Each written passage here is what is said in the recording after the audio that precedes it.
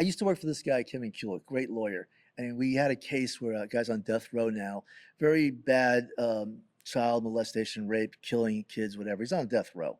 I don't know why he's still alive. It was many, many years ago, 20 something years ago. And he gave a confession. And I asked Kevin, I said, how does this guy's been in the system? He's on probation when he did these murders. But I said, how did he give a confession? He knows the system. He goes, the detective was really good. His name is Dusty Rhodes. I'll never forget it. His name is The Dusty Rhodes. American dream. So he goes, he is the Did he drop ultimate, elbows? he's the ultimate nice guy. When he's in there, he talks to the people like a person. He listens to them, doesn't go off on them, does what, and he gets more out of them than any cop threatening them, any, Vink Mackey, the guy from The Shield, any of that stuff. He goes, he'll get more out of them doing that than he ever.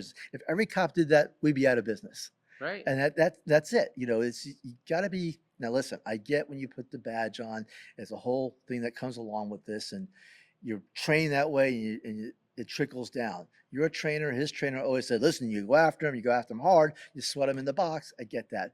But when you do that, it gives us so much more than just sitting there talking to the guy. Right. And this is a perfect case. If this guy, he would have just let him try to call his lawyer. Eventually, he probably would have said something anyway. 100%. You had that moment. Right. So, Especially these guys on phones, right? Exactly. Like, oh my God, these guys on phones didn't shut up. Yeah. So the entire time, this is what's happening now. So we go through his depositions. It's taken years to get these depositions. We had to fight for that witness. Then the victim comes in and he adds to the story, right? Yeah. He admits to the entire story too, right?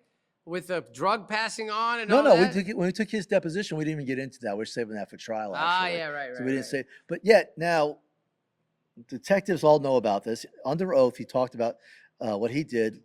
He lied under oath because he didn't say anything else about this stuff. So the prosecutor knew this.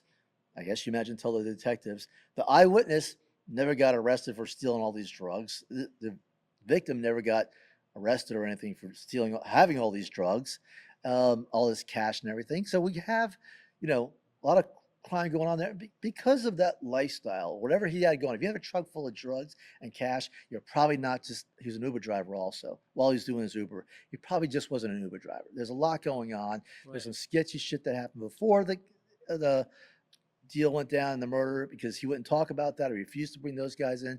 So clearly he's not coming in with clean hands. Right. Yet we do nothing with that information. We have absolutely nothing going on with that. Let that continue to play out.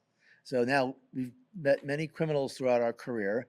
And what happens in that case is you just enable them to do more work like that. So yes, you wanted to solve the murder. I understand that. But you got this big drug dealer, this big stuff going on. And because you have that going on, people do get shot and killed.